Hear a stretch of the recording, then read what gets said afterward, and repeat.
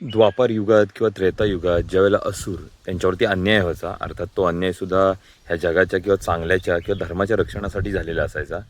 तर ज्यावेळेला त्यांच्यावरती अन्याय व्हायचा किंवा त्यांना स्वतः शक्तिशाली व्हायचं असायचं, तेव्हा ते काय करायचे, ह्या जगातल्या भगवंतांची ते आराधना करायचे. मग जसं काही झालं, ब्रह्मा, विष्णू आणि महेश ही जी तत्त्वं होती त्यांची ते आराधना करायचे. आणि मग त्यांच्याकडून काय करायचे की एक वरदान मिळवायचे. आणि ती एकदम खूप शक्तिशाली ताकद त्यांच्यात यायची, ज्याच्यामुळे त्याचा जो प्रतिकार आहे तो कोणीच करू शकत नसायचा.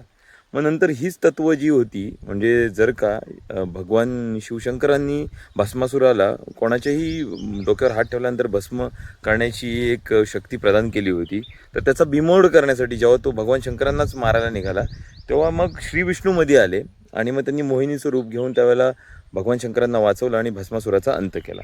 तसंच आता या आधुनिक जगात काय झालं आहे की काही लोक आहेत जी ह्या जगाच्या कल्याणासाठी खूप झटून दिवस रात्र मेहनत करतात आणि जगासाठी चांगल्यासाठी काही शोध लावतात.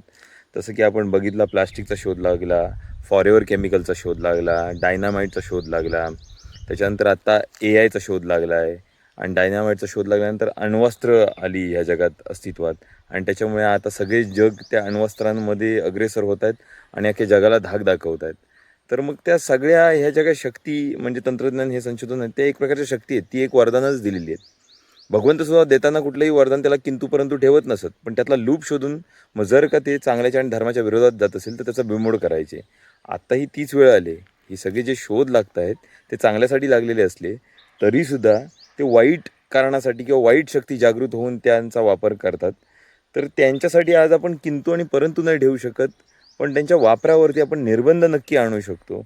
आणि हे सगळ्या जगाने ॲक्सेप्ट करणं गरजेचं आहे. जगातल्या सगळ्यात ज्या शक्तिशाली म्हणजे देश आहेत किंवा ज्या शक्तिशाली संघटना असतील किंवा ज्यांना कोणाला हे सगळं स्वतःकडे हवं आहे असं वाटतं स्वतःच्या संरक्षणासाठी, तर त्यांनी त्याच्यावरती ते निर्बंधसुद्धा लादणे गरजेचं आहे. तो तिथं पण आणि किंतु आणि परंतु हा असणं गरजेचं आहे. नाहीतर ह्या बेफाम शक्ती जर का तशाच बेफाम राहिल्या तर त्या कशाही वापरल्या जाऊ शकतात, ज्याचं आता उत्तम उदाहरण आपण पाहतोच आहे. आणि दैवकृपेने अजून तरी अख्ख्या जगाचा विनाश घडेल अशी कोणतीही घटना घडलेली नाही आहे.